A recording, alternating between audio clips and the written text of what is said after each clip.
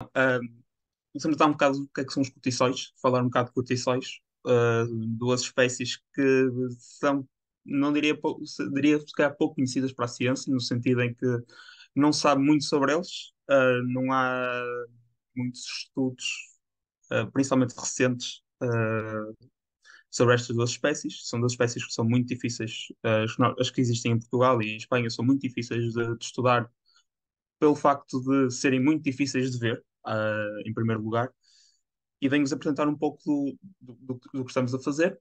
Ah, então, só precisava só de colocar aqui. Então, os cortiçóis, no geral, pertencem à ordem dos Tecloriformes e, mais precisamente, à família Pteroclidae. Esta família tem uma distribuição muito ampla no meio do mundo e distribui-se essencialmente em dois géneros. O género Cirraptor, só com duas espécies, e o género Pteropus, que é o maior, que tem atualmente 14 espécies. A nível filogenético, ou seja, se formos ver a relação de parentesco entre este grupo de aves com outros grupos de aves, ao longo dos tempos, os cortiçóis foram atirados um pouco para todo lado. Já estiveram, devido às características que têm, já estiveram junto dos limícolas, já estiveram integrados nas limícolas e hoje em dia, após alguns estudos genéticos, chegou-se à conclusão que eles eram parentes próximos de dois grupos, que são o grupo dos columbiformes, que são os pombos e as rolas, e dos Mesitornithidae, que são os mesitos, que são um grupo de aves, neste caso, isto aqui com as pintas pretas no peito, que existem em Madagascar. Por curiosidade, também apresentam alguma proximidade com grupos muito diferentes do que seria de esperar, como os flamingos e os mergulhões. Então, que aves são estas, no fundo? São aves que são adaptadas a zonas de planície, a zonas áridas ou semiáridas e com muito poucas árvores.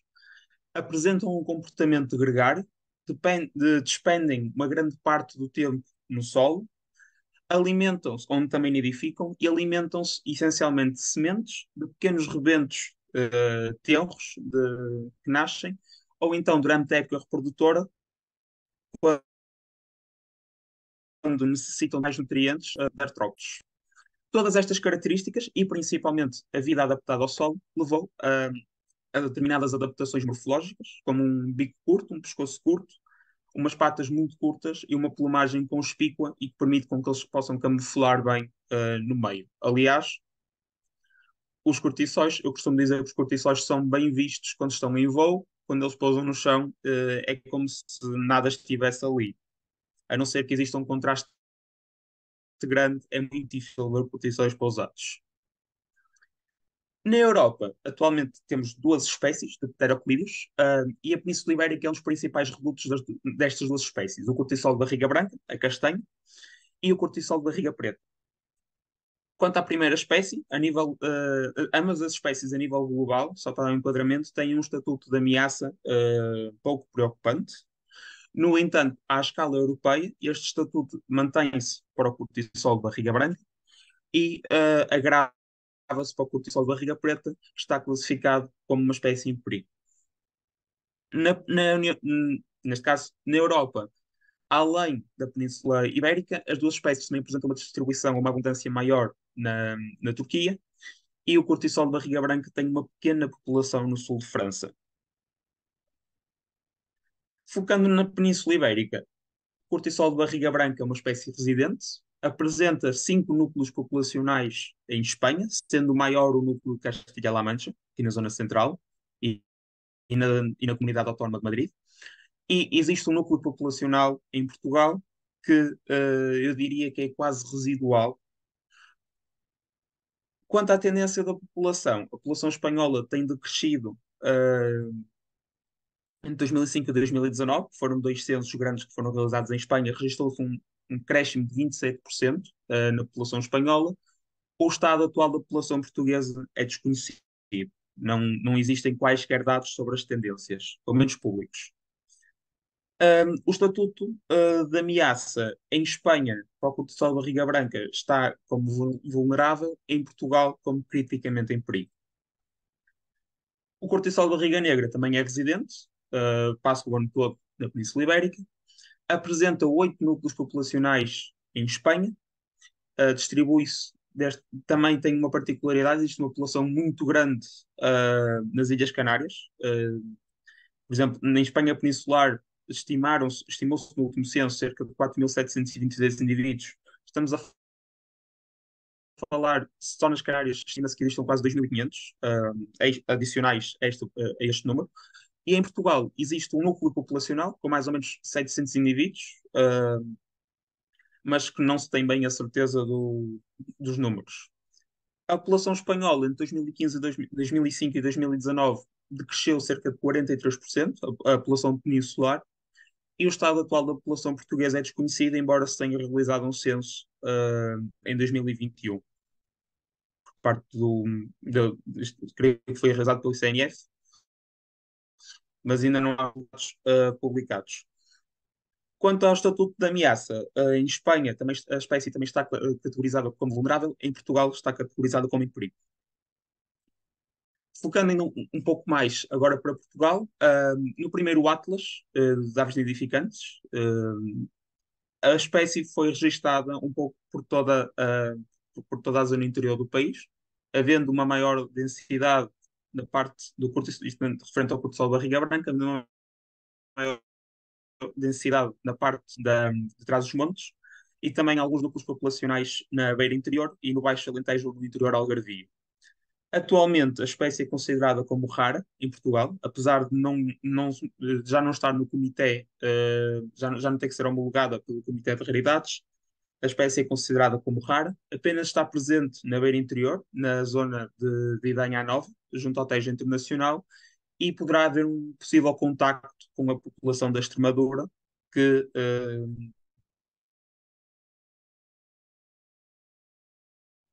neste caso, a população da Extremadura, nesta zona que é a zona de Brosas, que faz contacto direto com a parte portuguesa. A melhor altura para observação, eu diria que é entre o mês de novembro e o mês de abril. E isto porquê? Porque é a altura em que as aves estão em bandos maiores, a altura do inverno e o período pré-reprodutor. Existem bandos maiores, não há um perigo tão grande na perturbação e na altura, nos meses de verão, neste caso, que vamos ter de final de primavera, não? O que vamos ter aves que lidam muito mal com as perturbações e aves que no solo são muito difíceis de ver. Por outro lado, para o cortiçol de barriga negra, a quando do primeiro Atlas, a espécie foi detectada em maior abundância que o cortiçol de barriga branca e também em Trás-os-Montes, um pouco pelas beiras e depois com um grande núcleo populacional no interior alentejano e no interior algarvio. Hoje em dia, a espécie é considerada como pouco abundante, apesar de que também poderá ser denominada como uma espécie que é rara, no entanto, não tem o estatuto de raridade, portanto, digamos, pouco abundante. Está presente maioritariamente no interior alentejano e no interior algarvio, e a espécie apresenta uma maior abundância na zona de proteção especial de Castro Verde e no Parque Natural do Vale do Guadiana. Tal como para o cortiçol de barriga branca, a melhor altura para a observação prende-se entre novembro e abril. Quanto às principais ameaças que ambas as espécies que afetam ambas as espécies, eh, existem, existem várias, e isto também não é só transcendente a estas duas espécies, mas sim também a todas as estepárias que existem na Península Ibérica. Por um lado, temos uma mudança de um regime agrícola tradicional para um regime agrícola mais intensivo, em que existe um aumento de irrigação, não há uma rotatividade dos terrenos, começa-se a perder os pousios, começa-se a perder os terrenos baratos, que ficam à volta inteira, uh, começa-se a perder um conjunto de características que é benéfico para diferentes partes do ciclo anual destas espécies. Existe um aumento da quantidade de pesticidas aplicados. Depois temos a construção de infraestruturas, tanto de estradas e, mais recentemente, acompanhando a transição energética de centrais fotovoltaicas. A construção destas estruturas, ou melhor, as empresas que pretendem construir estas estruturas têm um elevado interesse pelas áreas de STEC, por serem áreas consideravelmente planas e que não, sem arborização, portanto, facilita-lhes o trabalho e têm uma elevada exposição solar. Na Península Ibérica não há tanto registro, mas noutras partes da distribuição das espécies existe um problema grande com envenenamento. Aqui na Península Ibérica, infelizmente, continuamos a ter caça furtiva. A espécie já não é sinergética, no entanto, continua-se a caçar tanto para troféus como para alimentação. E por último, existe um problema grande de predação, que neste caso é a maior causa de mortalidade da espécie na Península Ibérica, tanto por aves de rapina como por mamíferos como as raposas ou os sacarrabos. Gonçalo, desculpa-me interromper-te. A tua transmissão está com alguns cortes, com algumas falhas. Eu ia sugerir talvez tirares a câmara agora para não estar a Ok, exigir tanto da transmissão. Ficas só com o som e depois ligas novamente no final, está bem? Que é para o som se ok, ouvir melhor. ok. A ver se agora Acho que já melhora. deve estar. Sim, em princípio agora melhorará. Obrigado. Ok. Então, passando para a caracterização morfológica destas espécies, no geral, os cortiçóis são aves robustas, ligeiramente menores que um pombo, que, tal como dito inicialmente, com um bico, pescoço e patas curtas, um bico também robusto, adaptado a uma alimentação de sementes, e asas grandes e pontiagudas, semelhantes às das limícolas. Na realidade, o nome Pterópolis deve-se muito a esta característica, à característica das asas, em que pteron significa asa e o ples notório ou esplêndido, e que estas asas conferem-lhes um voo extremamente rápido e que permite fazer deslocações grandes, não na Península Ibérica, mas noutras partes da distribuição em que eles habitam habitats mais desérticos. Em geral, tem uma plumagem que é em tons castanho acinzentados e as duas espécies apresentam dimorfismo sexual, ou seja, existem diferenças morfológicas entre o macho e a fêmea. Quanto ao cortiçol de barriga branca, em voo, a espécie pode ser caracterizada pela barriga branca, que lhe confere o nome em Portugal, por coberturas infralares, que são estas penas brancas, por penas primárias, que são as das pontas das asas, escuras, e as retrizes, ou as penas caudais centrais, prolongadas. O nome alcata vem de uma onomatopeia árabe que reflete um pouco o som que estas aves produzem.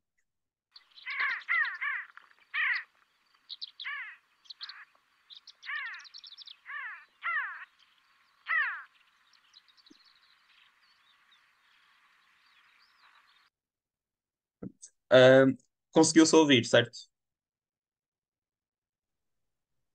Sim, sim. Sim, sim, sim, ouviu-se bem. Ok, perfeito. Quanto a uma caracterização mais detalhada, ambos os sexos apresentam uma banda castanha alaranjada no peito, delimitada por linhas finas, pretas, uma risca superciliar preta e uma das características que para mim é das mais bonitas nestas aves é um anel orbital azul. Portanto, são separando por sexos, as fêmeas, neste caso, aqui uma fêmea e aqui um macho, e aqui embaixo a fêmea e o macho, apresentam uma coloração mais baixa, uma linha extra no peito com uma banda mais de cor creme e coberturas do dorso com um padrão barrado de dourado, cinza, azulado e preto, como podem ver aqui nesta pena. Já os machos apresentam uma coloração mais vistosa, têm uma garganta preta e com uma cor também muito alaranjada, uma laranja muito forte durante a época reprodutora, e as coberturas do dorso são mais simples, em tons de dourado e pretos. Quanto ao cortiçol de barriga negra, o seu nome científico vem, o orientalis, vem da palavra eastern, ou de leste. Em voo, destaca-se a barriga preta. Destaca-se também as coberturas infralares brancas e as primárias pretas. Nesta fotografia também não é possível ver, mas também pode ser também é identificado por ter coberturas infracaudais, que são estas penas aqui debaixo da cauda e antes da cauda brancas, e as penas caudais ou as retrizes pretas.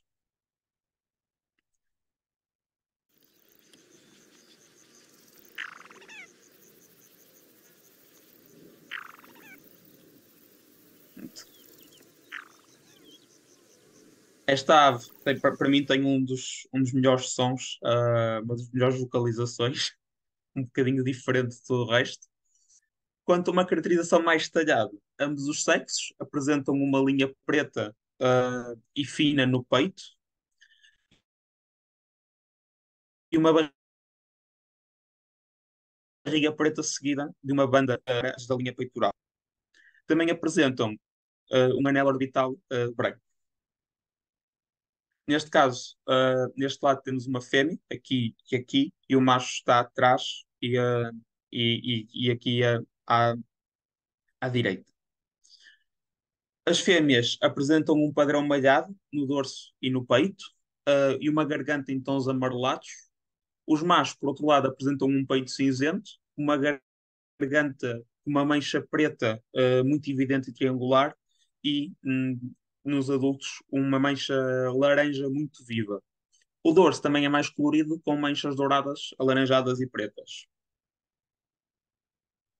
Quanto aos requisitos de habitat destas duas espécies, na Península Ibérica elas ocupam habitats que são dominados por um pastoreio extensivo e por agricultura de sequeiro, locais com vegetação baixa e pouco ou nenhum coberto vegetal, ou seja, quase desprovidos de vegetação e só solo nu. E nestes locais também tendem a preferir áreas com baixa umidade, mas que não são totalmente áridas, ou seja, tem que haver sempre alguma umidade associada. O cortiçol de barriga preta é uma espécie mais sensível a perturbações humanas, e isto reflete-se, por exemplo, em haver maior ocupação de cortiçóis de barriga preta mais afastados de estradas de alcatrão ou de estradas principais com o cortiçol de barriga branca. Os cortiçóis de barriga branca não têm muito incómodo com isto. Por outro lado, o cortisol de barriga branca é mais tolerante a temperaturas mais elevadas, o que faz com que a espécie consiga estar em habitats mais áridos do que o cortisol de barriga negra. Durante o inverno, as espécies dependem muito dos lavrados e dos restolhos para se alimentarem, principalmente de sementes, e isto é particularmente importante para o cortiçol de barriga negra, que tem uma tendência a preferir plantações ou sementeiras de leguminosas, que são altamente nutritivas. O cortiçol de barriga branca também pode alimentar-se em pastagens, e aqui surge algo muito interessante para o cortiçol de barriga branca. É que existe uma associação positiva entre o cortiçol de barriga branca e o cisão para a seleção de locais de invernada, e isto ocorre porque o cortiçol de barriga branca sabe onde é que estão os melhores terrenos para se alimentarem. No entanto, estes terrenos muitas vezes têm vegetação alta, onde eles não conseguem ver os predadores. E aqui é que entram os cisões. Os cisões acompanham para os terrenos que são bons para se alimentarem e servem como sentinelas para dar alertas em caso de risco de predação ou de ameaça. Ambas as espécies, durante o período reprodutor, também têm um comportamento gregário, com bandos que podem incluir centenas de indivíduos. Por outro lado, quanto à reprodução, ambas as espécies têm uma preferência por pastagens permanentes e pousios, e a distribuição está geralmente associada a uma maior densidade de charcas com água. Isto é algo surpreendente. Nas outras partes da distribuição das espécies, os cortiçóis são capazes de fazer 60 ou 70 quilómetros numa manhã, e isto todos os dias, porque eles requerem água, um requisito básico da espécie. São capazes de fazer 60 ou 70 quilómetros para ir a uma charca. Na Península Ibérica, aparentemente existe uma dependência da densidade de charcas com água perto dos locais que eles escolhem durante a reprodução.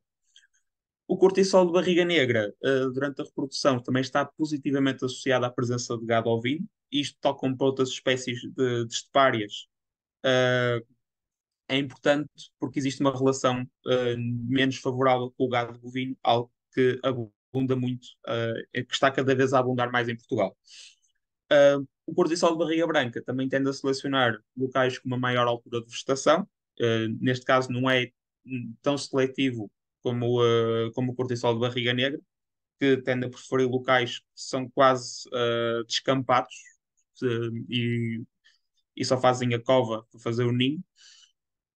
E, inclusive, o cortiçol de barriga branca poderá ocupar zonas com alguns arbustos consideravelmente altos, como giestas com quase 2 metros.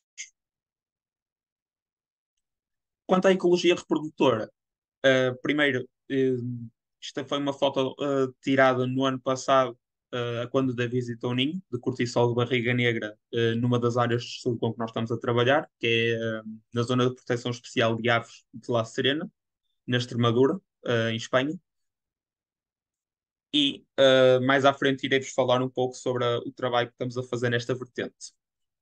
Ambas as espécies têm uma época reprodutora bastante extensa entre maio e setembro. Isto pensa-se que está associado tanto a uma flutuação das condições ambientais, ou seja, da disponibilidade de comida, das temperaturas ao longo da época reprodutora, como também a uma elevada taxa de ninhos falhados e que precisam de ninhos de posturas de reposição. E neste caso é algo que nós temos registado para estas espécies, é que temos indivíduos que numa época reprodutora fazem 5 posturas e tivemos casos da quinta ser com sucesso ou da quinta ser mais uma falhada e exige muito das aves, daí esta época bastante larga. Os ninhos são feitos no solo, em pequenas depressões naturais ou com algumas marcas de escavação ou limpeza do ninho e têm posturas com um máximo de 2 ovos, menos frequentemente um máximo de 3 ovos, desculpem, menos frequentemente de 2 ovos e muito, muito raramente uma postura só com um ovo. Uma particularidade dos cortiçóis é que ambos os sexos incubam. Os machos incubam desde o final da tarde, durante a noite até meio da manhã, e as fêmeas apenas durante o dia. E o período de incubação vai variar entre as duas espécies. Quando os ovos eclodem, as crias têm um comportamento nidífugo, ou seja, as crias saem logo do ninho e acompanham os pais para fora do local do ninho e movem-se diariamente, ou seja, não necessitam de estar no mesmo sítio para se desenvolverem. E o primeiro mês 3 a 4 semanas após a eclosão, são importantes para eles começarem a adquirir a capacidade de voar, para desenvolver os músculos, para desenvolver as asas.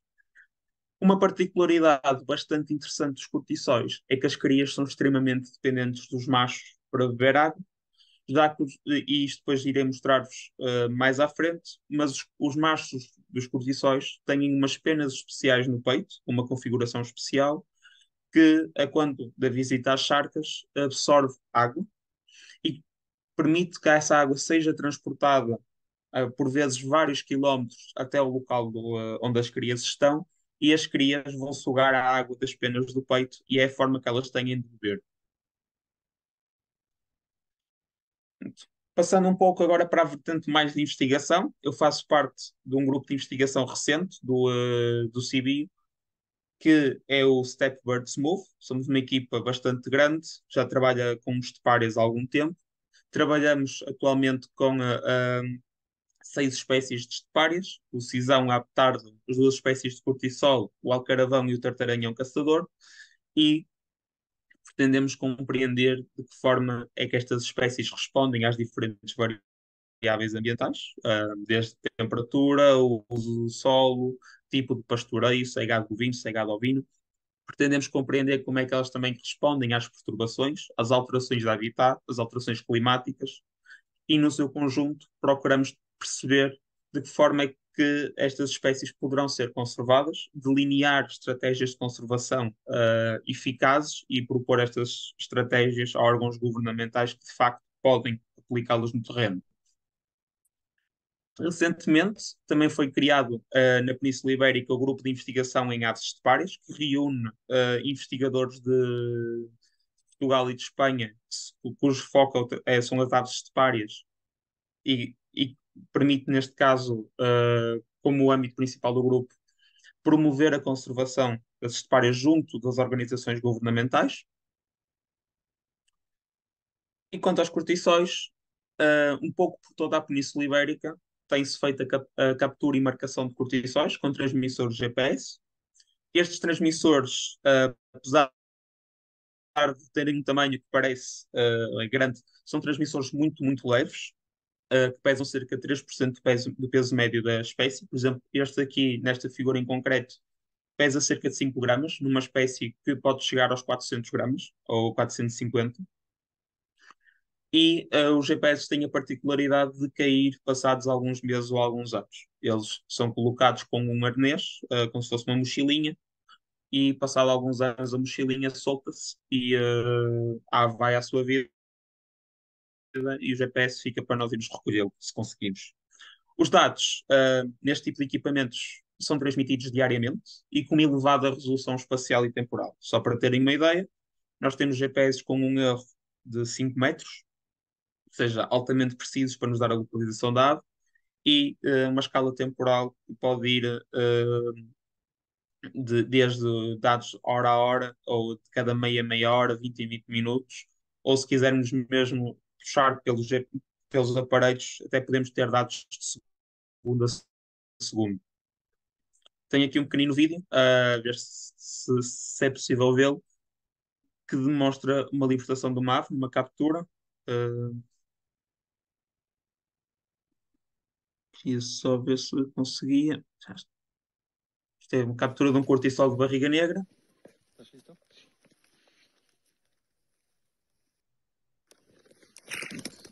As aves no final vão bem de saúde, são libertadas bem de saúde e asseguramos sempre disso, de ter as melhores práticas. Um dos trabalhos que temos vindo a realizar desde 2021, 2022 é a monitorização da reprodução dos cortiçóis. Não se sabe muito sobre a reprodução deste grupo de aves, principalmente por causa da dificuldade em encontrar ninhos e encontrar crias.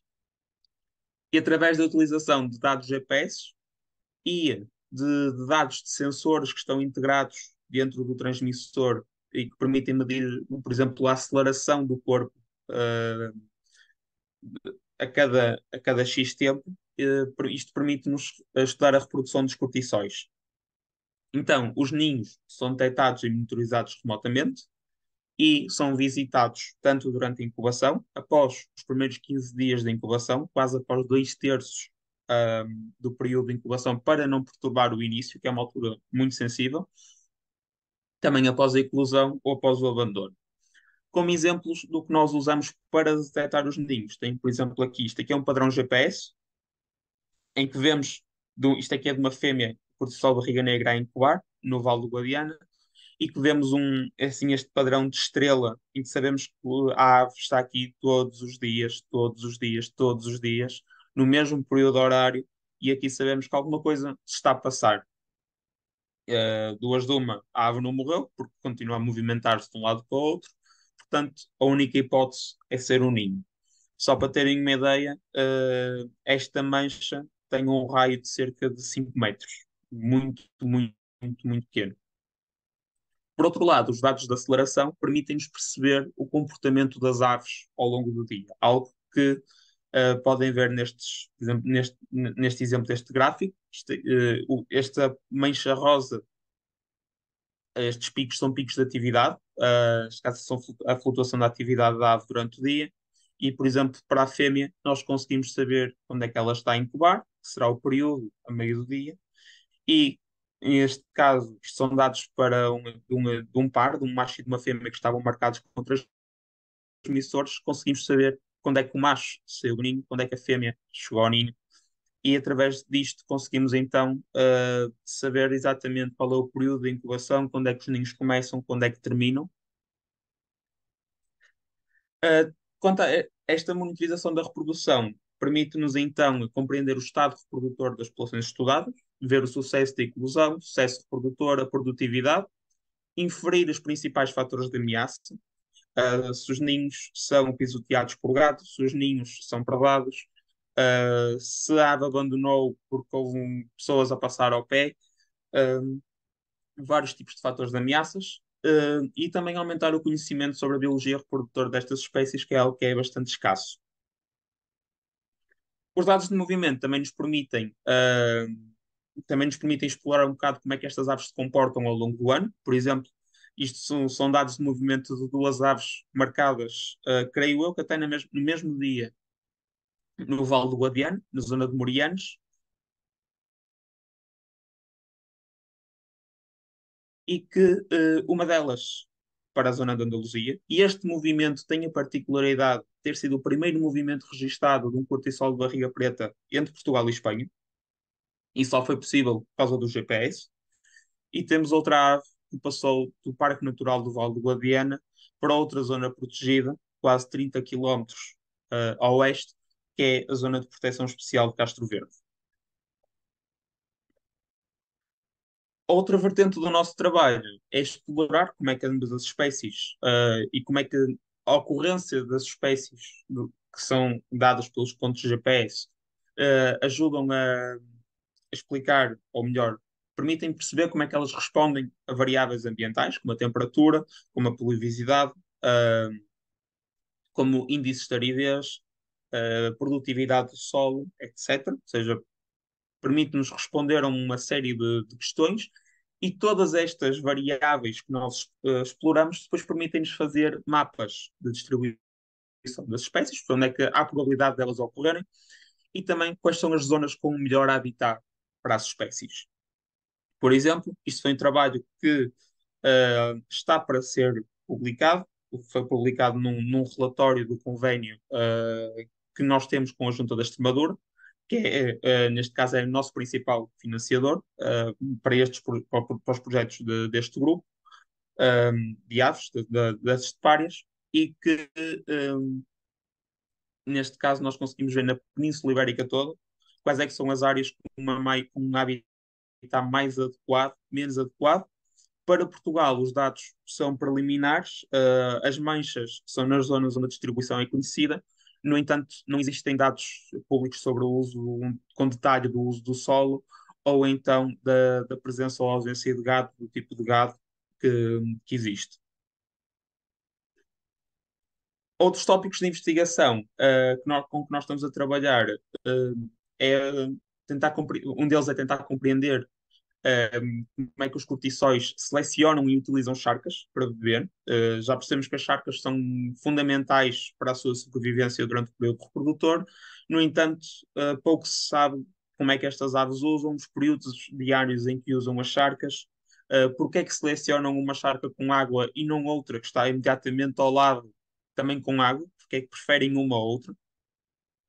Um, Estamos também a monitorizar as populações de cortisol em locais de elevado interesse para a transição energética, principalmente na zona de Brosas, que é uma zona que tem um plano de prospecção de prospecção não, já está em construção de uma central fotovoltaica. Tentamos, no nosso convênio com a Junta da Extremadura, fazer uma cartografia de áreas prioritárias para a conservação e aconselhar as práticas que podem resultar em medidas de conservação eficazes e estamos a começar a utilizar ferramentas genéticas para perceber a dieta destas aves durante o ciclo anual e também para compreender a conectividade entre as populações, para perceber se as populações estão isoladas ou se facilmente estão ligadas umas às outras. Queria agradecer, primeiro de tudo, ao Aves de Portugal pelo convite. Também queria agradecer aos meus três orientadores e ao grupo de investigação com que estou a trabalhar e, claro, à Junta da Extremadura por permitir que este trabalho seja possível, tanto para os cortiçóis como para todas as outras estepárias, e que acreditamos que poderá surtir efeito e também esperamos que este efeito não seja só aplicado na Extremadura, mas também em Portugal, a longo prazo, ou para algumas espécies a curto prazo, devido à urgência. E queria-vos mostrar então um pequeno vídeo de um momento que, a meu ver, é dos momentos mais espetaculares dos cortiçóis. Uma das características de marca das espécies, que é o abeporamento das crias nos machos.